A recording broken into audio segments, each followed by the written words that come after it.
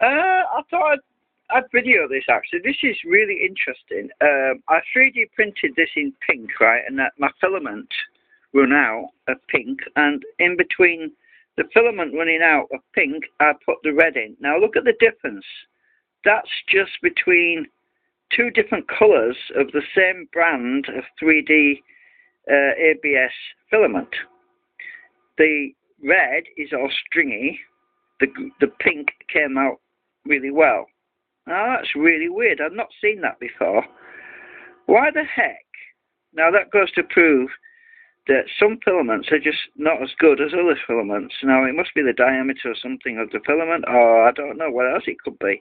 But look at that. What a mess. So when it was printing the pink, it was coming out great, right? No problem. But as soon as it switched over to the red, I've got this horrible stringy bits in between the two when it was being printed. Huh. Note to self.